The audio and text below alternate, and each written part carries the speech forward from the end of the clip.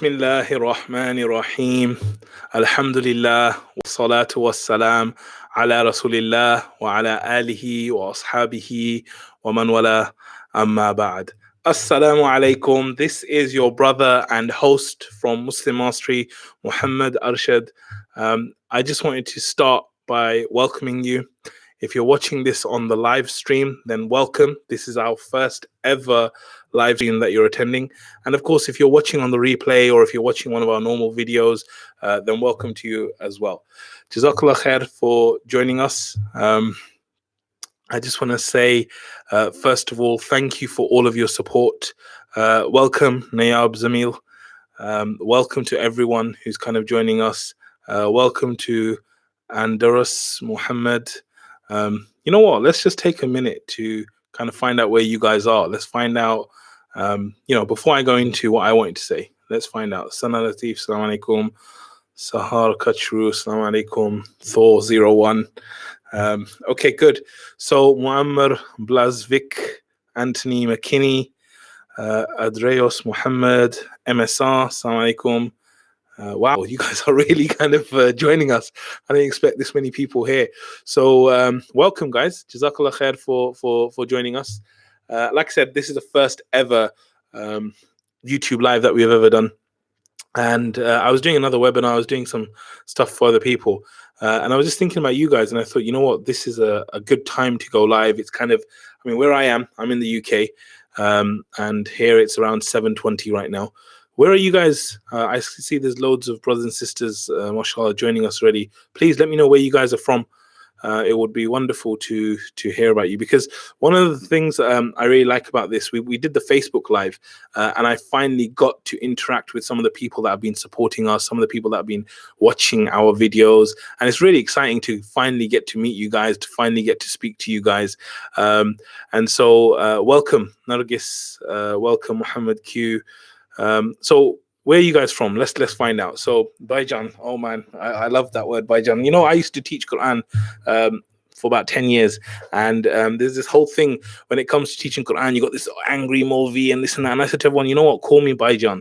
Baijan means like brother, right? And so the students, they were like my younger brothers, and it's so cool because these students now, they've become much older. So one of my students is a lawyer, one of my students is on his way to do his hifth and stuff, another one of my students is opening his business. It's like amazing when you kind of go through it and you see these guys. So Baijan's very cool. So let's see, where are you guys based now? Okay, so first of all, Anthony McKinney, I think you said you were in Chicago, right? Amazing. Mashallah, Chicago is supposed to be Chicago, Illinois. Amazing place. Sana's from Essex. LA. Wow. Okay. LA is amazing. From Birmingham. Who else? Wow. Okay. Joka Al Mughairi. You're from Oman. Yeah, that is very exciting. It's strange. I was in UAE not so long ago. So Oman's quite close. I know people do the border run back and forth. So guys, it's so wonderful to be here with you. Really, it feels really special to be here with you guys. I wanted to say Jazakallah khair. Thank you so much for all the support you guys give, all the love that you guys give to Muslim Mastery. It's something we've been doing for a number of years. There's some really, really great brothers and sisters that help us to do the work. You know, I'm very lucky to be the person in the front who kind of comes on the voiceovers and stuff, but I'm really lucky to have an amazing team which actually makes it all possible. So may Allah reward them and accept it from them and us. So Nayab, you are from India, but you're living in Qatar. Okay, Qatar's cool. I really, really kind of wanna visit there. So Sayyid Anwar, you said answer the question. So I'm gonna give you guys a chance to kind of ask questions as well. Nargis, you're from Afghanistan. Wow, amazing. We have lots of Afghani brothers and sisters in the UK. So Sayyid Anwar, do I need to pray Jummah when traveling? Okay, so first of all, I just want to clarify, I am not a sheikh. I know this is a long beard. It's really long, right? But I am not a sheikh. I have a very base level of understanding when it comes to fiqh issues, so I prefer not to answer. But, you know, when you're traveling, Jummah is not something that you need to pray. But Allah knows best, so please check it. Don't take my word for it. I know about certain things. I know about, growth, development, things like that. And I'll definitely happy to speak to you guys about that. So Uh, Aidurus. Am I saying that right? I hope I am. Where are you from, Aidurus? You're saying, mashallah, I benefited a lot from your YouTube channel. Jazakallah khair. Yeah, I mean, this is something that so many people have said to us. One of the most regular comments we get is your channel should have like 1 million subscribers, right? And alhamdulillah, we're very, very fortunate. People like the videos because they're short, they're sharp, they're high impact, they make you connect to Allah. And again, like I said, it's the team that alhamdulillah does all the work for this. So I'm really, really glad that you guys are getting benefit for the channel. We've actually got a lot more stuff planned. I'm hoping this is going to be the year where we do so much more for you guys for the sake of Allah. And we really kind of push out to the next level what we're doing. As you've seen, Coach Zubair has come on, another amazing member of the team. And he started doing some of the longer stuff that you see within our channel and stuff. So let me just go back to the comments, because like I said, this is all about interacting with you guys, right? So Yasmin Mubarak, what would you advise someone who doesn't know what they want to do in the future? Okay, so this is a very good question. What do I advise someone who doesn't know what to do in the future? So the first thing I'd say is a lot of the times we don't know what we want to do in the future because we haven't actually tried enough things. Right. So it's like, imagine you're an alien, you've never ever eaten food, and I bring you like 15, 20 dishes of food, and you've never ever tried anything. And I'm like, which one of these do you like? Okay. It's very hard for you to tell. The way you're going to tell is by actually starting to eat some of this food and going, okay, you know what? This is the one I like. I don't like this one. This is the one I like. So the first thing I would say is go out there and do. Try and experience as many different things as you can, because the more you experience, the more you'll learn. So for example, when I started my journey, I remember at the start, I really enjoyed doing events. Like event management was a big thing for me. I started managing different Islamic events and doing project management. I was like, this is so cool. I love event management, right? But if you ask me now about event management, I'm like, forget that. I do not want to do event management. It's headache, it's stress, it's just, but at that time I loved it. And then later on, I kind of moved on and I started thinking, you know what? I like project management, like not just one-off event. I like it when there's lots of different things going on, trying to manage it all. And I started doing that. And then later on, when I started working with people and doing people management, people development, I was like, wow, this is a thing I really love. And then I got into training and development of people. And then I thought, you know what, growth, leadership, training, development, this is me.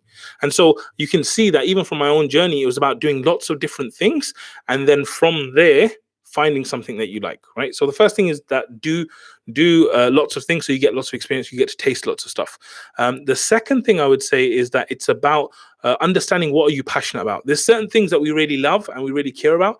Those are good things to go after. Why? Because that gives you fuel. That if you have something you want to really, really do it because you love it, even when time gets hard, you'll do it. Even if life gets hard, life gets in the way, it gets busy, you'll still do it because you just love it, right? And this is how I am sometimes.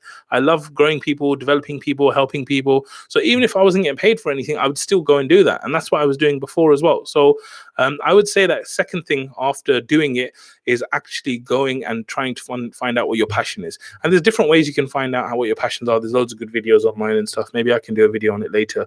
And then the third thing I would say is look at your strengths. Okay. So every single human being, I believe, has amazing strengths. They have amazing things they can offer the world. So what I would advise is rather than going to your weaknesses, look at what are you good at and then try and build upon that. So try and go out there and do as much as you can on building on your strengths rather than focusing on your weaknesses. And then the fourth thing I would say is basically look at where the market demand is. So although you have a passion for something, although you have a strength, try and match those passions and strengths to the market demand. Make sure that the people out there actually want some of your help and they're willing to actually take this on, right? So by the way, this is kind of, some of this is related to business stuff. If you guys want, I also have another kind of project that I run called muslimceo.com, muslimceo.com. So you can check that out. That's basically a place where you can get a lot of advice like this about business and stuff. So anyway, I hope that really helped you, Yasmin, in terms of like advice and stuff. Andrus, you live in Switzerland. Wow, Switzerland's cool. I really want to visit there. My father-in-law lives near a place called Chambéry, which is very close to the Swiss border. It's in France, so I would love to visit Switzerland as well. Bosnia. Okay, Muammar, you are from Bosnia. Wow. Bosnia, I've heard so many amazing things. I spoke to this Macedonian brother and I said, like, what's Bosnia like? And he said, you know what? Bosnia is the most beautiful country. And he's Macedonian, right? So he could have said Macedonia, but he said Bosnia is amazing. And I really, really want to visit Bosnia. It's one of my plans. I actually want to drive there. So yeah, Shah, Wa alaikum assalam wa rahmatullahi wa barakatuh. Jazakallah khair for joining us. Okay, so mashallah, I really love your videos because they are short and straight to the point. Alhamdulillah. Yep, that's exactly what we get. Alhamdulillah. Sayyid Anwar, may Allah forgive our sins and admit us into Jannah. Seriously, thanks a lot. I had a better character and able to bear patience because some of your videos. Thanks, seriously. Barakallah feek. This is wonderful. You know, the fact it's an honor, really. It's like charity. It's an honor where if you can help someone else for the sake of Allah, it's amazing. It's like we don't realize how amazing it is. It's when you get in front of Allah and you did something sincerely for His sake and it benefited other people, inshallah, that's when you're going to feel it. So I would say, like, one of the big formulas and recipes for success is giving to others. Like, I had this journey where I kind of wasted a lot of time at university. I felt a lot of regret, and that kind of fueled me to go off and do lots of good things. And it's one of the reasons why Muslim Mastery came about, alhamdulillah. So really, really appreciate you saying that, because you guys actually giving us feedback. It helps so much. You guys saying, telling us and sharing us the benefits. It keeps our fuel going just by you doing that. So Jazakallah khair, Sayyid, for sharing that with us. And I'm so glad that alhamdulillah we've had some sort of impact in helping you to become better at what you do and better as a person. So mashallah. So Yusra Ansari, assalamu alaikum, brother. How to reduce stress and anxiety? Wow. So these are like deep questions. I don't know how long I can stay on live for. Stress and anxiety. Okay, so let me think about this. What did I say? So one of the things I would say is that it's important to understand what are the things that trigger your stress and anxiety. So you'll find that there's times in the day when you're actually absolutely fine and you're normal and you're happy and you're well. Okay. And then there's other things and other times when you're not that. So you need to start to become a little bit more self-aware, and you need to start thinking about, what is it that actually triggers me? Like, I feel stressed. What are the things that stress me? So, maybe you're like, okay, you know what? This person stresses me. Maybe it's like, this time of day stresses me. This weather stresses me. And so it's about really understanding the triggers. And then it's about asking yourself, what is a reaction I could have instead of that? Right. And also then certain things, like I think the morning routine, for example, should really reduce your stress. Like if you wake up really late and then you're running to do the school run or to go to work or something like that, you'll find that it's a very stressful time. You feel anxious. You're like, every minute you're anxious till you get there on time. And so if you were to just wake up an hour earlier and then, take your time in the morning, light some candles and like have a really nice breakfast and do what you want, it'll be a very different morning. So I would say try and create rituals and routines which will reduce the stress and increase the happiness, increase these things. But also, like I said, be aware, start catching yourself out when you're feeling like that. Okay, Shah. Okay, so Shah, you say you are from Kashmir. Okay, your videos have benefited us a lot. May Allah reward you with all the goodness in both of the world. I mean, and you. So I'm actually from Kashmir. Like my original ancestors and my family, we are all from Kashmir.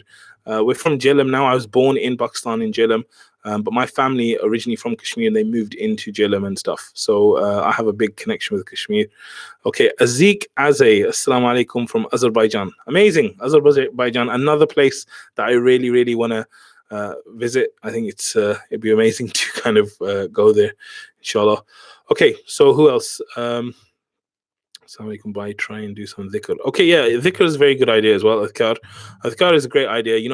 Indeed, in the remembrance of Allah do hearts find rest. Yeah, this is really good. I mean, as part of the morning routine, like I was saying, doing your morning adhkar, your evening adhkar, all this stuff is like really, really good for anxiety. And who better to call upon than Allah, right? Okay, Yasin. Okay, Jazakallah khair, Yasin. Great. So let's move on. Okay, so books are confusing regarding safar prayer because of general differences between us, I suppose, plus define the distance, how to pray safar on the day trips to longer stay. Okay, yeah, so traveling is actually an interesting thing, I think, as a whole. But I would say that go to someone that you trust for Islamic advice and stuff. Mel, can you repeat the 4 steps just in one word? Okay, what's 4 steps are these? Are these to do with... Okay, these are probably to do with finding your way. So the first thing I said is do as much as you can. Like experience lots of things, do. The second thing is think about your passion. The third thing is think about your strengths. And the fourth thing is the market demand. Okay, so do, passions, strengths, and market demand. Mel, I hope that is what you're asking. Okay, so does wearing jeans and shirt haram? Look, They are, but I'm going to stay away from Islamic questions. I know, like I said, long beard, but it doesn't really mean anything. Okay, so next one. Let's just kind of go through these because I want to make sure that I do get everyone. Uh, so we need more live videos. What do you think? Yeah, I'd love to do more live videos. I mean, I wasn't sure how many people would come on, how long people would be here. So I'm really surprised at how many people are here. Jazakumullah khair, and Jazakallah khair for actually like taking the time to comment as well. I'd love to do more lives. Definitely, if there's people here that I can benefit. Again, I see this as a huge opportunity, Alhamdulillah, to do good. Where I'm so lucky, I'm so blessed, Alhamdulillah, that I have brothers and sisters like you who are willing to give me your time, your attention, because really our life is just our time and attention. The fact that you're willing to spend that with me for a few seconds today, it means a huge amount, and it's a huge opportunity for me because my overall vision is to move people closer to Allah. So if I get a chance to do that by going live with you guys, then of course I would love to do that, inshallah. So Osama Musa, assalamu alaikum, brother. Okay, yes, it is as if you have come, you won't stay hungry for sure. Yeah, Jazakallah khair. I would be looking forward to the food. I heard it is amazing as well. Okay, come to Azerbaijan, bro. There are so many Muslim brothers would love to see you. Oh, and I would love to see them. Yeah, Azerbaijan, like I said, it's definitely on my list, inshallah. Peaceful soul, give me one advice and I will act upon it, inshallah. Okay. Do you want to be a bit more specific? Peaceful soul, what kind of advice were you looking for? Sahar, how do I let go of my guilt for wronging someone I deeply care about? Even after they've forgiven me, I still feel awful about what I did. So the first thing I would say that this is really great. It's great that you actually feel awful because this is a sign of Iman, that you've done something wrong and you feel bad for it. Right, and I think this is good. And I would say before you, this is a bit different. Before you start feeling good, because I know that you should feel good eventually. Before you feel good, what you should do is you should write down how you feel now. Okay, so get a pen and paper, Sahar, and write down how do you feel right now. Like you've wronged someone, how does that make you feel? And I would write it all down. And then I would have it there as a memory, because now what you're going to do is you're going to use those emotions and those things that you feel right now to stop your behavior in the future. Because what we want to do is we want to take our sins, everyone sins, we want to take our sins, we want to take our mistakes, and we want to learn from them. Right? So it's good you feel the pain about it. What I would do is I would write it out. What is the pain I would feel? Then I would start thinking about what are some of the things I can do to avoid this in the future. Right. And then if you feel wrong, if you feel like you wronged someone, what you could do is you could give them a gift. You could give them something that is really like nice, that they really enjoy. And as they feel better, naturally, you know, the Prophet ﷺ said, give gifts and receive gifts, because that will increase love between you as well. So give them a gift, and inshallah, that will make them feel better about you. That will make you feel better. So I think gifts are good, and gifts can be a kind word. It could be charity that you give for their sake, but take some action that actually benefits them, and inshallah, that will help you to feel better as well. So, Osama Musa says, more of you, less of the guy with the monotone voice. I can be very monotone if you want me to be. There's nothing wrong with monotone. Some people like that. Okay, so brother, your videos really make us realize why we are Muslim and the whole point of believing in everything else, which really satisfies your mentality, mentally and spiritually. Alhamdulillah, that's from Allah. That's from Allah that it makes you feel that way. And of course, as you know, a lot of our work is actually old scholars that have passed away, rahimahullah, like Ibn al-Qayyim, Ibn al-Jawzi, and we're trying to bring some of their stuff to life because it's so powerful. They're amazing scholars. They're better than we'll ever be. And it's about taking that advice and making it into short, sharp videos, which people can consume easily, that can hit your heart hard, and stuff like that. So, Jazakumullah khair, guys. This is the first ever YouTube live that we've ever done. Like I said, I'm really blown away by all of you guys being here and giving your feedback and stuff. So Malcolm KY, I would like to ask, as a lost Muslim, I find myself in a tough situation as a gay man, but I miss my faith. I feel ostracized by the Islamic faith, but I wish there were a clear path for myself. Advice. Okay, so this is a deep question. I've had a discussion on this topic with a lot of different people. What I would say is that I think what I would say is that you need to realize that, first of all, Islam is about you and your relationship with Allah. Okay, Islam is not about the sins that we commit or the wrongs that we do. Okay, of course, as Muslims, you know, the difference between a good Muslim and a bad Muslim, in my eyes, is someone actually who goes back to Allah and keeps repenting and keeps asking Allah to forgive. So I think what I would advise you, Malcolm, is just realize that there's a difference between belief in Allah, belief in His angels, His books, and everything, and that connection with Allah and the sins that you do. Right? It's not a topic I think we should go into too deeply, but I would just say that you need to realize that your relationship with Allah and the things you do are two different things, and you can still maintain a relationship with Allah. So you don't have to be someone who's outside Islam or anything. The most important thing is for you to maintain a healthy relationship with Allah and try and do your best and repent for anything that you do wrong, and Allah knows best. So Sporty Genius, Jazakallah khair for making amazing videos. They really help increase my iman. May Allah bless you and your family. Ameen. Ameen. And you too, Sporty Genius. Osama Bahadir, please tell me best way to get closer to Allah. Or brother, please give me your contact number. I want to discuss a lot of my life problems with you. May Allah make your problems easy, brother. Every one of us goes through problems. I pray that Allah makes it easy for you and everyone else that's here and that's watching their problems as well. There's a really good video we did a long time ago called 7 Tips to Get Closer to Allah. So if you haven't already seen that, I would definitely recommend that you watch that. 7 Tips to Get Closer to Allah. Search Muslim Mastery with it, and that will be really, really good. One of the advice that I would give you when it comes to Islam and general practice, if you want to get close to Allah, is take action. Take action and do. So what I'm thinking, I remember that when I first started practicing, there were many haram things, wrong things I was doing in my life, right? What I did is, rather than focusing on getting rid of those bad things, I actually focused on doing more good, because I found it was very difficult to let go of those hard things that we were doing, right? And so what I did is I just focused on doing more good. So I'm like, okay, I'm doing a sin, but I might not be able to stop the sin. But what I can control is doing more good. So do more good, do more good, do more good. And what you find is it starts to balance. After a while, you're doing so much good that the bad things start to drop. And that's exactly what happened with me. I just increased my good and the bad started to drop. So like I said to you, if you want to get closer to Allah, then try and do more good things. Good things could be anything. It could be fasting if you love fasting. It could be reading more Quran. It could be doing more adhkar. It could be making dua. Like you got problems, make dua to Allah. Make dua constantly. Get clear on what you want from Allah. Make dua, make dua, make dua, make dua, make dua, make dua. Just keep going, keep going, keep going, keep going, right? And Allah answers all du'as, inshallah. So just keep kind of going, and Allah will answer your dua, inshallah. But just keep up with the dua and don't lose faith in Allah. So next one. Okay, Yusra, I'm sorry, one more thing, brother. I got a weird dream and a loud voice came from above telling the Qiyamah is close. Is this a sign? Wow, I know nothing about dream interpretation, so I'm really sorry I can't answer that. Okay, so Choto, by how to deal with someone you became friends with, but after getting to know them, you realize they weren't the person you thought they were, and now you have a fallout, but you see them at the masjid. Okay, so this is a good question. And I think this relates to everyone kind of watching, because we all have relationships in our lives, right? What I would say is that it's very natural that sometimes you meet someone, you get in touch with them, and you have a good relationship with them, but then after a while, the relationship starts to go not so good, and you just find out that you're different people. Maybe it's not as you thought it was, right? So this is a very natural thing that happens.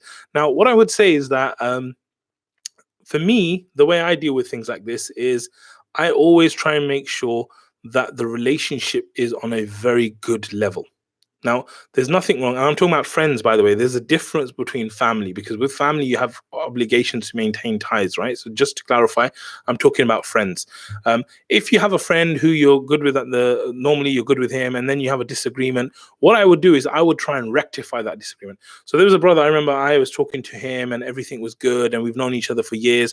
And then we had this conversation, which was really bad. Like he was like judging my intentions, and he was judging what I was doing, and he was thinking I was doing something else when I wasn't doing anything. And so it was really horrible the way it was left, right? Maybe similar to what you're saying. So what I did then is I basically waited a while, and after a while I contacted him again, and I was like, look, brother, you know what, the way it kind of ended last time was not good. I just want you to know that I'm here as your brother. Like if you want advice, you want help from me, you want anything from me, I'm here for you. Like, do not ever think that I'm not here for you. And then I just started being normal with him and stuff like that. And then I was like, now it's normal. It's like, maybe it's better we keep our distance, because I don't want that to happen again. So what I would say is that if you've had a fallout with them, I would say that try and make it to a good level. So rather than fallout level, make it to a good level. Try and give them, like I said, give them gifts, look after them, ask them genuinely how they feel, how are things going, and just keep a good level, get it to a good level. And then if you want to step away and have a bit of distance, inshallah, that's fine. But again, that's friends, not family. Family, you just got to keep loving them no matter what. Okay, Shah. So loads of questions. So I just want to make sure that I don't miss anyone's. Okay, so Shah, dear brother, my question is how to make your pious dream come true. Okay, so dreams. Firstly, define exactly what you want. Define. That's the first thing. Define. Okay. Second thing, once you've defined exactly what you want clearly, the second thing is urgency. Okay. Create a sense of urgency. The problem is a lot of us know what we want, but there's no urgency to get it. Oh, yeah, I'll do it tomorrow. But if you knew, may Allah protect them, that your family was going to die if you don't get this by tomorrow, the urgency is very different. So one is define, one is urgency, like create urgency, and the third is take action. Okay, take action. Action actually resolves all the things. If you just keep taking action, massive action, and you're persistent, eventually you'll get there, because persistence overcomes resistance, right? So like I said, define what you want, create the urgency, and take the action. What does this spell? DUA. So also the foundation of all of the definition, the urgency, and the action is you making dua. That's the underpinning of it all. So make dua, and of course, do all the kind of steps that I'm saying for you. Next one, Assalamu alaikum. You are from Kashmir. Yes, I am from Kashmir. There's a place called, I don't know, you guys will know better than me. I was told by one of my great uncles that there's a place called Turk Awam Gam in Srinagar. I have no idea if it really exists, so if that's how you say it. But in Srinagar, Turk Awam Gam, I think it was where our family is originally from. The truth is, I probably have cousins right there who don't know I exist. I don't know they exist. May Allah bless them and make it easy for them. So, Osama, brother, please tell me something. What to do? I failed my exam and I'm so sad, so upset. Please tell me what I really, really should do. I'm so sad. Okay, Osama. So, I want to tell you, I moved to Pakistan. I was born in Pakistan. Then I came over to the UK. I lived in the UK for most of my life. I then went back to Pakistan when I was 15. Now, this was a culture shock for me. Why? Because it was a culture shock because I went back to Pakistan and it was so different from the UK. I lived in a village for a few months, and then I went to this posh Catholic school where I learned all about stuff. The school was in English, right? So when I went there, I was very arrogant. I was like, wow, like, excuse me. I was saying that I'm from England, I speak English, and these Pakistani people in Pakistan, Rawalpindi, shout out to St. Mary's, Rawalpindi, these guys, they're not going to know nothing about English. So I'm going to rule this school, right? So anyway, I went to this school, I got there, and I thought I was so good because I knew English. So anyway, I went through all the education. If you're from Pakistan, the Pakistan education system is amazing. I'm talking about the private education. So anyway, I went through it. The first year, Osama, I failed everything. Okay, I failed everything except 2 subjects. My beloved English, I passed probably just about, and geography. I don't know why I passed that, but geography and English, these are the 2 subjects that I passed. Everything else, I failed. I failed it all, right? And when you're in countries like Pakistan, they keep you in the same year if you fail. So what I did is, rather than kind of like, passing anything, I spoke to my dad. My dad then had to go in. He'd say, look, he's really going to work hard and stuff like that. And the truth is that, when this stuff happens, it feels terrible. It feels like your life's over. It feels like it's messed up and everything. But I'm telling you, that failure was one of the best things to ever happen to me, because that failure set me on a different path. It made me look at myself. It made me look at what I was capable of. It made me realize that my arrogance, all these kind of things, the kind of benefits that come from the failure is not the same benefit that you get from the pleasure and the good things that happen. So I know it's hard, but you need to accept that this is the qadr of Allah. Now, with the qadr of Allah, I gotta say, if you didn't study, you didn't do jack all, and then you just failed, you can't just blame Allah's qadr, right? What we need to realize is that it's happened. But the fact is, it's happened now. We've got to accept it. There's nothing we can do. The worst thing you can do is just be sad. By the way, watch our sadness video. This is one of people's favorites kind of videos and stuff. So definitely watch our video called Sadness Muslim Mastery. But I want you to realize that there's something really, really great in this potentially. And Allah's testing you. So you want to pass this test. That's the most important test you want to pass. Like, your exams are important, but the test Allah's giving you with what's happened is even more important. So that's the one you really want to pass. And that's, inshallah, the one that's going to make you ultimately successful. So, right, we're going to have to go soon because it's getting kind of late. But I just want to, I was planning to come on, guys, just for like 5 or 10 minutes. But mashallah, it's great to see you guys here. And I think that's made a big difference for me staying on. So let's go back to some of the questions. So advice for regaining your personality after starting to practice and burning out and going to extremes. Yeah, I think when you first start practicing, it's very like you get very, very into it, and you're like everyone else is like doing wrong and they should be sorting themselves out and this and that. I think that you have to realize that everyone is on their own journey and everyone is on a different journey, and therefore you have to be patient with people. You have to be patient with the things they're going through. In terms of like your own personality, uh, I would say like it's just about getting back to basics. Get back to basics about practicing Islam, the base level. Make sure your prayers are done. Make sure your adhkar is done. Make sure that your relationships are strong with people. And as you do that, inshallah, that should help with your personality and things like that. There's also loads of questionnaires and personality kind of things you can do online, which will help as well, inshallah. So DS. Assalamu alaikum wa rahmatullahi wa barakatuh, brother. Your videos are amazing and honestly help me a lot. Alhamdulillah, that's all from Allah. I'm so glad it helped you. May Allah bless you, inshallah. Ameen. And you. Okay, Usama, call him by his name and you winger closer, inshallah. Yeah, call Allah by his name and you'll get closer, inshallah. Taha Wasim. Okay, Taha Wasim. I'm an 18-year-old. Please give me the advice you would have loved to live by if you were 18 again. Wow. Okay, that's a good question. I'm an 18-year-old. Please give me the advice you would have loved to live by if you were 18 again. Amazing. Okay, so the first thing I think I would say is that know that life is all about relationships. Okay, life is all about relationships. It's about the relationship that you have with yourself. It's about the relationship you have with Allah, the relationship you have with your parents, the relationship you have with your friends, your family, and everyone else, right? That is what life is all about. And the more you work on perfecting those relationships, the better your life's going to feel, the better your life's going to be. That's the first thing I'd say. Second thing I would say is that when it comes to your life, know that the success formula is Islam, right? Like Umar radiallahu anhu said, like we were the lowest of the low and Islam basically raised us to be high. And I'm saying to you that really and truly, if you want to have a happy life, a successful life in this life and the next, and be successful and be amazing and all this stuff, Islam is the key to doing that, right? Islam is the key to doing that. So embrace Islam, embrace the relationship with Allah and practice it. The youth who practices Islam is a higher level than the older people that practice it. So I would say like practice Islam. Then the third thing I would say is that know that you're capable of more than you will ever believe right now. Like I could tell you right now, I could have told myself as an 18-year-old that I would be on a Facebook Live and all these people would come on and they'd say your videos are really helpful, and I would never have believed it. And I would never have thought I'm capable. So right now, as an 18-year-old, you don't know what you're capable of, but I promise you, you're capable of more than you think.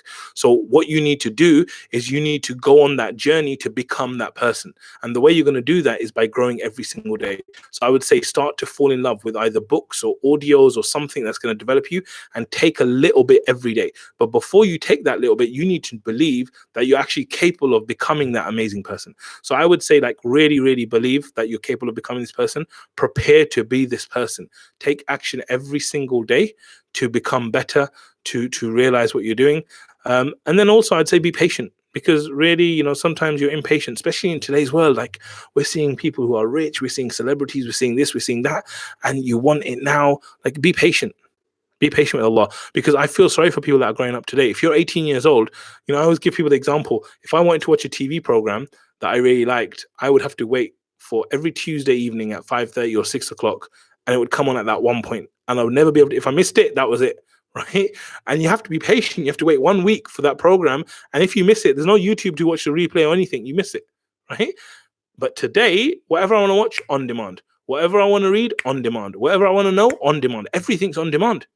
But the world doesn't work like that. The real world, it doesn't work like that. Relationships don't work like that. Money doesn't work like that. So you need to be patient alongside this stuff. So I hope that helps. So another one, brother, I let women sometimes overtake my thoughts and my heart. I can't get married yet. What would you do regarding male-female interaction, and also stay away from dinner? So obviously the Prophet ﷺ recommended fasting. I think this is a very, very good thing to do. I think another thing I would say to you, right, is you should make a dua list of things that you want. Okay. And then every time you get tempted, you should say, like, one of the things I do is I say accepted du'as.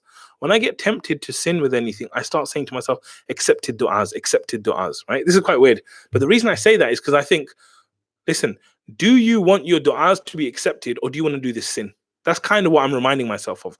Do you want your du'as to be accepted, or do you want your sin? So at that moment, I'm like, no, I want my du'as accepted, because my du'as are really big. I know what I want. I really want it. So like, I want accepted du'as. So I think you could do that, but also try and get yourself out of situations where, potentially you are going to have these issues, and then, make du'a. May Allah make it easy for you to get married and bless you with an amazing wife. And husband, if there's anyone listening that is not married. Rehan Khan, Assalamu alaikum. Your videos are motivating, especially the one desperate to get married. It gave me great importance to do that. Yeah, that's a funny story, man. Like, when that guy said to me when I was desperate to get married, like, do dua, I was like, this guy's a loser. He's such an amazing brother, by the way. But in my mind, I was thinking, this guy's a loser. After all my du'as, this is what he tells me. But like, literally that Ramadan, straight after I was married, alhamdulillah, I was nearly married, alhamdulillah. Okay, Malcolm, thank you for your advice, brother. May Allah bless you and help us all feel at peace within ourselves. I mean, Malcolm, like, I want to say that it's a challenge, just like the brother's talking here about his desires and women and this and that. This is a challenge for you. And just like we all have to overcome our desires and submit to Allah and give Allah our preference rather than our desires, it's the same thing. And this is a test for you, and inshallah you'll pass it. You'll pass it. Just ask Allah for help. Allah knows you're sincere. Allah knows you want His help, and inshallah you'll pass it. Muhammad Q, Assalamu alaikum Taha Wasim. I would recommend to try pray salah, stay around good people who will guide you upon the right path. Try and stay away from bad and negative people. That's excellent advice. Like, one of the things that really helped me to change when I was practicing is actually changing my company. And so I would say, like, changing your company is one of the biggest things you can do. And it's hard for me because a lot of my kind of friends and people at that age were actually cousins. So we're still very closely connected. I still see them, I still chill with them. But at that time, I needed to move away from a lot of them, even though they're like really good people. Alhamdulillah, I love them so much. But I just had to go away from them. And one of the good ways, by the way, you can do that is getting away from people and changing your environment is volunteering. So one of the things I did is I joined a helpline, an organization where I was doing counseling, and I got on the phones, and I just kind of put my time and effort into something else as opposed to spending time with those people. But I think that's really good advice for an 18-year-old as well. Okay. Wow, these comments. I don't want to miss anything. Okay. So, okay. Yes. Nusrat Noha, welcome. Shah, welcome. Okay, Brother Taha, mashallah, young, alhamdulillah, still have a lot to learn. Staying with elderly positive. Yeah, staying with elderly people, that's good. Practical advice for purifying one's heart. Purifying one's heart, remembering Allah, doing things that basically destroy your ego a little bit, making dua. Get your mom to make dua. That I always try and do that when I've got something difficult. Ask my mom to make dua. Amatullah bint Adam, Assalamu alaikum. Okay, how can we stable our relationship? So I've got a really good series on relationships and things like that. It's called Secrets to Happiness. We sent it on our mailing list already. We're going to be releasing something in a couple of weeks on that. So definitely check that out. But realize that when it comes to relationships, it's all about empathy. It's all about the other person. It's all about realizing that the relationship is all about we. It's never about me. And a lot of the time when relationships go wrong, it's because I'm thinking about me rather than we. So it's all about thinking about we. Okay. Keep reciting astaghfirullah, stay away from minor major sins. Yeah, Nusrat Noha, advice on someone who wants to do alima course. Bismillah. Okay, alima course. Yeah, so I mean, I think it's a wonderful thing to do if you've got the time for it, if you can do it. I would say understand what kind of learning style do you like? What kind of learning style do you do? I would check out the different institutes. Obviously, you want to make sure that the knowledge that they're teaching you is authentic and all this kind of stuff. So yeah, definitely, I think it's great to do an Alima course. If you want some specific advice, let me know. Let's move on. Muhammad Patel. Oh, I'm 18. I'm almost 10 years older. Okay, mashallah. Well, that's still very, very young. Your videos are awesome, and I do share them in my WhatsApp groups where there are 256 participants. Jazakallah khair. Wow, amazing. Jazakallah khair, sister. May Allah reward you for the sharing. And, that means that you're changing people's lives as well, because people will watch the videos you share, and because of that, they'll be impacting their lives. And that's come directly from you, not us. So, alhamdulillah, that's amazing. Hanis Hanafi, what knowledge should I master for marriage? Whoa, okay.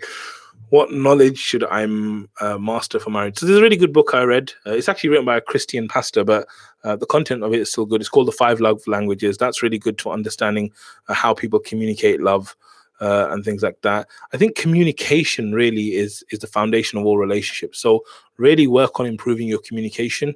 I think communication is one of the biggest things. And then having that mindset of leadership, having that mindset of, like I said, we and togetherness, that really helps as well. Okay. How can we stabilize our relationship with everyone? Same kind of thing. Like I said, it's all about those kind of things. I want to get everyone. I don't want to miss anyone. Name Kita.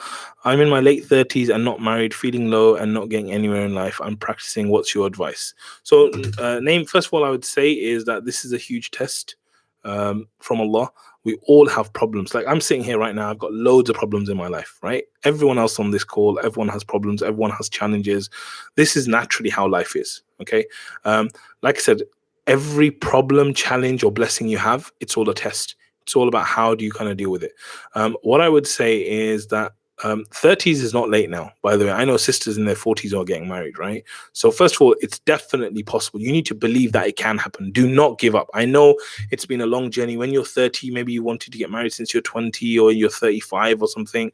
So it's a long journey. It can be difficult, but trust me, it's possible. There's people who are 40 and 50 who get married every single day. So it can definitely happen, inshallah. Do not lose hope in Allah. What I would say take massive action. I remember there was a sister I was kind of coaching and stuff. She was getting very late. She, in her words, very late, and she wasn't married. And so what I did is I basically worked with her. I said, look, you need to take massive action. Like stop your life, put everything on pause, take a couple of days out and just focus on marriage completely, like from morning till night, like take massive action. Either it's get registered on different places, go to everyone you know, speak to. I know you've probably done all this. I said this to her, but just do it. Just take massive action. And alhamdulillah, she did it. And alhamdulillah, she's married now. She's been married for a couple of years. So definitely, I would say go out and do that. Mohiz Ali, you're 18. Welcome. Dr. Danish Mehman, how not to procrastinate, how to keep shaitan away, how to develop love of namaz, love of Allah, love of the Holy Prophet. Wow. Like there's so many questions, doctor. Like I should be asking you as a doctor, like how do we do all this stuff? So how to not to procrastinate. I'm going to answer these very quickly because like I said, I really have to go soon. How not to procrastinate. So what we need to really realize about procrastination is that there's probably reasons why you procrastinate. So either you're not feeling it, either the task seems too big, either you're trying to make it perfect. Try and work out why you're procrastinating and then deal with that. So for example, one of the things I might do is there might be something I'm procrastinating on a lot. And what I'll say is, I'm just going to do 5 minutes on it. Okay. I don't care. I don't want to do it. And I'm just going to do 5 minutes. Say Bismillah and go and do 5 minutes on it. Right? Just do 5 minutes on it. The other thing is sometimes chop things up. So make things very small and say, I'm only going to do this much. How to keep shaitan away? Obviously, seek refuge in Allah. Say, A'udhu billahi minash shaitanir rajeem. Protect yourself. Stay in wudu. Read adhkar. Read Quran. Put it into your thing every day. Obviously, Surah An-Nas is good for the whisperings and things like that. How to develop love of namaz. So again, when it comes to salah, I think you need to realize that this is your communication with Allah. And if your communication in any relationship is bad, then your relationship is bad. So you need to realize that, first of all, anyone watching who does not pray 5 times a day, you need to realize that you are completely capable of praying 5 times a day. Because shaitan tricks you thinking, you're not able to do that. Or he starts thinking, you're doing sin. Why are you going to pray? You have to pray. You have to pray, right? If you're old and you're sick, you don't need to fast. No problem. If you're old and you can't afford it, you don't need to go to Hajj. If you got no money, you don't need to do zakah. All these things, no problem. When it comes to salah, you could be in the battlefield and you still have to pray salah on time, right? So salah is one of those things that Allah has made it compulsory upon every single human being, and it would not be compulsory unless you are capable, because Allah is just and fair. So you are capable of praying, but you need to realize what it is. One trick I would say is that really get clear on your dua list, and every time you go into sujood, make dua, because the Prophet ﷺ said that the slave is closest to Allah when he's in sujood. So make dua, and then what happens is, because you're asking Allah for things, the salah becomes enriched. So I would say make dua in it. Love of Allah, love of the Prophet ﷺ. The more you learn about Allah, His names, His attributes, the more you learn about the Prophet ﷺ, the more videos you watch on it, the more things you do, it will increase your love. It's all about what goes in here. The more good that goes in here about the Prophet ﷺ, about Allah, the more you'll feel it here, inshallah. So just take in more content that's to do with that. Okay, my brother, pray for my eye disease. Mu'izz Allah, may Allah give you shifa, may Allah make it easy for you, and may Allah make it a means to get closer to Him as well. Okay, so Dr. Danish, I've answered that question. Amatullah bint Adam, please can you tell me, brother, that how can we be completely independent? How can we be completely independent? So let me just check one thing. Oh, okay, so how can we be completely independent? Let me just go back. Okay, what do you mean by that, completely independent? Please give me a bit more context, inshallah. Brother, I also know it helps me if I think to myself, if I do this sin, Allah won't give me what I really want. Yeah, exactly. Aisha X, love your videos, mashallah. Jazakallah khair, thank you so much for the feedback. What's the time locally? Okay, over here, Osama, is just gone 8 o'clock, 8 p.m. at night. Like I said, I was doing another kind of live thing before for MuslimCEO.com, and I thought I would jump on and just see who's on. What you guys are up to. What are you guys doing? Like, how come you guys are online? What are you guys doing? Okay, not that Allah has to give it to me, but I feel like karma, if you do this bad thing, you can't have good thing. It's a good mindset, I think. Okay. Tanveer Ahmed, what does a child molester have to do to be forgiven? Can he directly be forgiven from all from Allah? Okay, so when it comes to sins, you definitely need to seek Allah's forgiveness and repentance and stuff like that. I think with a technical question like this, you would need to check with a person of knowledge, because there might be implications because there's people involved. When there's people involved in the sin, then it's slightly different to if it's just something like, for example, if I miss Asr now, it's between me and Allah, right? Because it doesn't affect anyone else. But if I go and steal property from someone, obviously it affects someone else. So I think, I don't know what the ruling is on those kind of things. But it's great that you're looking to kind of, seek forgiveness and stuff. Okay, Jazakallah khair, dear brother. May Allah reward you the best and the best. Ameen. Ameen, and you, sister. Okay, Allah does the child also does the child molester have to ask forgiveness from the parent or child as molested? Some of these things, they're about wisdom and hikmah. So I would say that speak to someone who is a scholar and more knowledgeable than myself. How much dhikr should you do a day? Wow, the Prophet ﷺ, he used to make istighfar so many times in the day, and he was someone who had all his sins forgiven. This is something that boggles my mind, really. Like, sometimes me as a human being, I become so ungrateful where you're just carrying on with your life and things are going good and you kind of forget Allah. I mean, you're still praying, you're still doing the basics, but you don't think of Allah as much as when you have problems. But the Prophet ﷺ, even though his sins were all forgiven, he would still make istighfar. So the more the merrier, as they say, Okay, so Mario Jones, Assalamu alaikum. How do I build my patience? Sabr. Okay, very good. Mario Jones, welcome. So it's interesting because I was thinking about patience. The strange thing about patience is, to have patience, you have to have patience. Okay, so this is strange. Allah says in the Quran, "Wasta'inu bis-sabri was-salah." So Allah says in the Quran that basically seek help and assistance and patience in salah. So one of the ways to become patient is through salah. So definitely I would say salah is one of the things. Another thing I would say for sabr is the bigger picture. Okay, so let me give you an example of sabr, right? When it comes to sabr, what is sabr? Sabr is like kind of holding yourself back, restricting yourself. Okay, so imagine that right now you feel like, I don't know, you feel like doing something haram, right? Now, if I said to you, Mario, can you hold yourself back from that haram thing for just 1 second? Just 1 second. Can you hold yourself for 1 second? You probably say, 1 second? Yeah, okay, then I'll hold myself. You hold yourself. I'm like, okay, cool. Can you hold yourself for 2 seconds? And you're like, okay, then 2 seconds. 1, 2, right? What if I said a minute? You're like, yeah, but I'm definitely going to get it after a minute. I'm like, yeah, you will. And like, okay, I can hold myself a minute. So what you'll find is you can hold yourself for a second, 2 seconds. You can hold yourself a minute. Life is nothing but a collection of moments, right? So the truth is, if you can hold yourself for a minute, you can hold yourself for an hour. If you can hold yourself for an hour, you can hold yourself for 12 hours. And this is exactly what happens when it comes to fasting. People actually smoke and they do all these haram things, but when it comes to Ramadan, they stop them and they hold it for hours and hours and hours and hours. So you are capable of holding yourself. You have more sabr than you know, but you choose not to apply it. And it's not just you, there's everyone watching and me, that there's instances where we have the sabr, we choose to disregard it and we choose not to do it. So a lot of this is about the mindset, knowing, look, if I can stay without food and marital relations and water and everything else for 20 hours, can I not hold myself back for this 2-3 minutes? And the truth is, with a lot of these things to do with sabr, if you hold yourself back for 2, 3, 4 minutes, suddenly the urge passes, right? Or it lessens. And if it doesn't, distract yourself, do something different, right? Aisha, you're clapping. I have no idea why you're clapping. I think that's clapping. Okay. Sayyid Anwar, I want to ask more, but I do not want to cause you to have lots and loads and tire you. I'm so tired already. The whole day I've just been speaking. All I do in my life, subhanAllah, is speak, speak, speak, speak. So, yeah, alhamdulillah. Sundas are, I want to do many good deeds. How can I make a large impact which benefits many people and gives me a lot of good deeds without any voluntary work? I want to do many good deeds.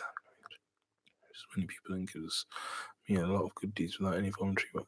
Without any voluntary work, I want to do many good deeds. How can I make a large impact? See, for you to make an impact with people, you have to do stuff, right? You have to take action. My natural thing is telling people to join an organization, a voluntary organization. And now with the internet, you can join, even if you're in a country where they don't have anything like that, you could help out somewhere else. You know, Muslim Mastery is looking for like a really good admin person as well. So, you know, if you guys want to help. Okay, so, okay. Assalamu alaikum. This is Arsh Sheikh. Assalamu alaikum. Do you do Rafidain? I want here in India, in Pakistan, and many parts to stop reading Fazl Amal because it contains many dhaif hadith. Okay, yep. Fazl Amal, I haven't really gone through it. I'm sorry. Muhammad Jan, hello. Hello. Muhammad, you're fine, don't worry. Okay, name Kita, please do more of these live Q&A, inshallah.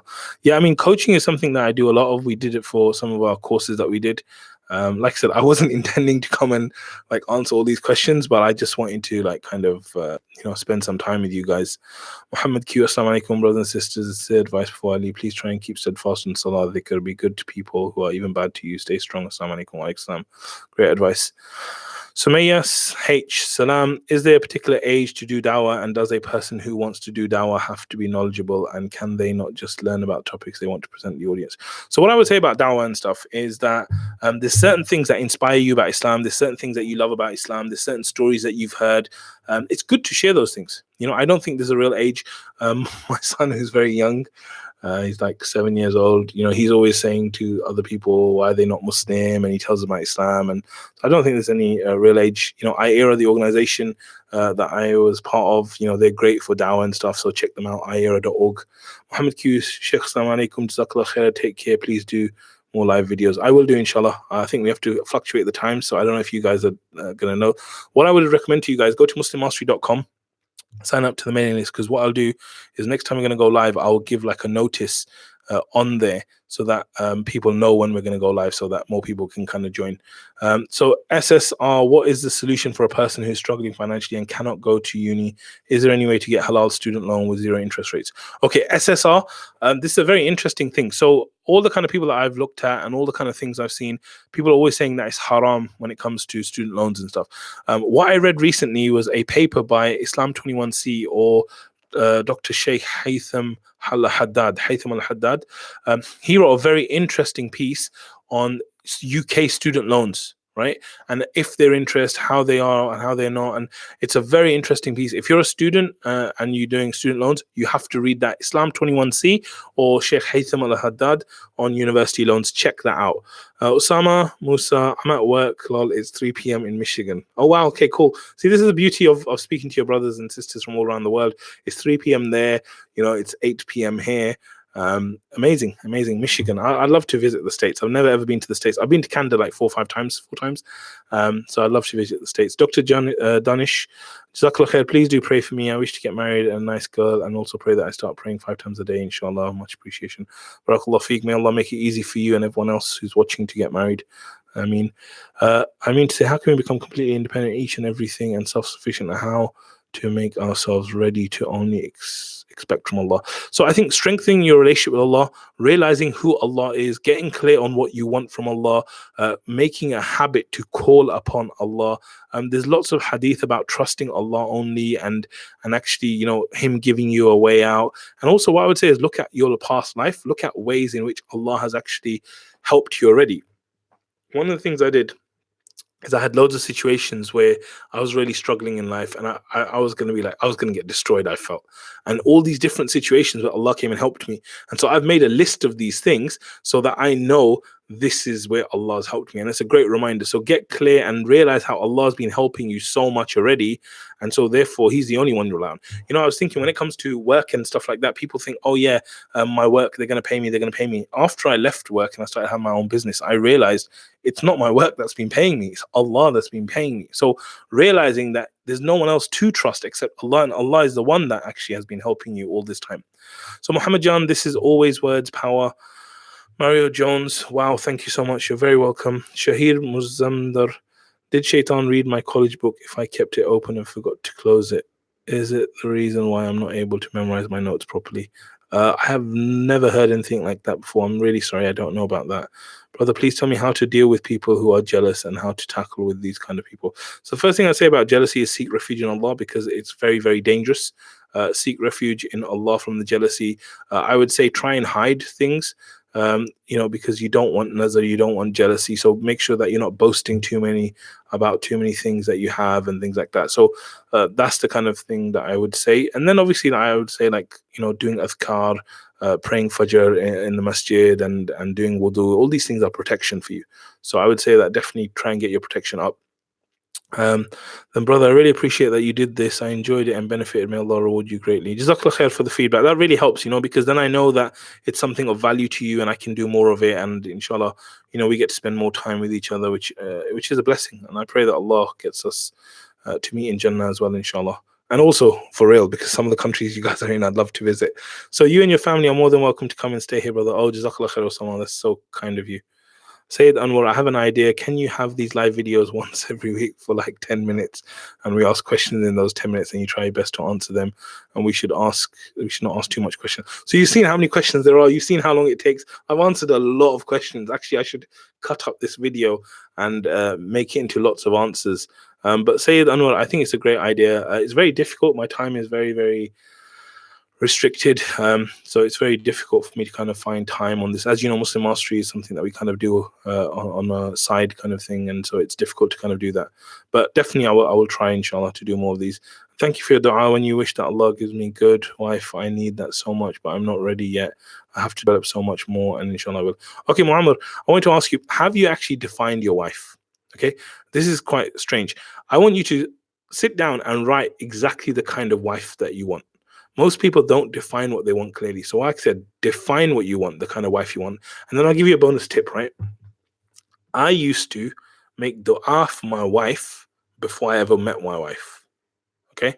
So I would make dua for my wife before I ever met my wife. And this is what I would advise you guys as well. That if you're not married right now, don't only make dua to be married. Make dua for your wife or your husband, because the chances are if you're like 20, 30, 40, your husband or your wife is already born. So they're already living life somewhere right now. So make dua for your husband and wife that you haven't even met. Make dua that Allah makes them better. Allah helps them. Allah makes them, love you more. All these kind of things. Like, that person's there right now. Think about that. Like, you're going to be married, inshallah, one day. That person is living right now. I don't know what they're doing. I don't know where they are. But they're there right now. So why not make dua for that wife, that husband, right? Even though you don't know them. Maybe you do know them. So may Allah make it easy for you. Okay, Jazakallah khairan for your time, akhi. Yes, very beneficial information. Alhamdulillah. Assalamu alaikum. Okay, great. I think we'll kind of leave it there, as it started to quieten down now. I think we've had lots of questions and everything. So once again, I actually wanted to come on and share some content with you, but I have no idea what I wanted to share now. Because we kind of just went onto the side, but I think this was much better. I really, really enjoyed it. Once again, brothers and sisters, Jazakumullah khair for all the support you guys give us, everything you do to help us, everything you do in sharing our videos and supporting us and leaving comments and all this thing. It's really appreciated. It makes all the difference to us that are doing this stuff. If you haven't already done so, go to muslimmastery.com. Sign up to our mailing list. Like I said, I'll release on there when we're doing lives and things like that. So Sonny Black, Assalamu alaikum. Samia Javed Khanam, Assalamu alaikum. I was just about to go, do you find it hard to avoid business and work riba? Yeah, riba is obviously a big problem. So yeah, I'm glad you guys are going to take advice. Samiha Javed Khanam, I don't know, have you asked your question? Did I miss it? I'm really sorry if I missed it. I will give you one chance to ask it now, and that will be the final question. Because, like I said, as I was going through all of these, I was trying to be very, very careful that I didn't miss anyone's question. I apologize to anyone if I have missed your question. But Samiha, if you have a question and I haven't answered, then please do let me know. Hope the animation, you don't know this, you guys have really changed my life for the best. Thank you so much. Barakallah feek. Alhamdulillah, may Allah make your life even better. And for everyone watching, I hope that it's even more beneficial for you guys. And this is an honor from Allah that He's given us an opportunity to help you change your life and stuff. So that's great. Okay. Samia says, I watch all your videos. Jazakallah khair. That's wonderful. May Allah make it easy for you to implement them as well, and us. So, guys, I think I'm going to leave it there. I'm really late. I have to go. But once again, it's been a really wonderful experience. Jazakumullah khair. Thank you so much. And inshallah, I hope to see you guys soon again on the live stream. Jazakumullah khair. Subhanakallah wa bihamdik. Ashhadu an la ilaha illa anta astaghfiruka wa atubu ilaik. Assalamu alaikum wa rahmatullahi wa barakatuh.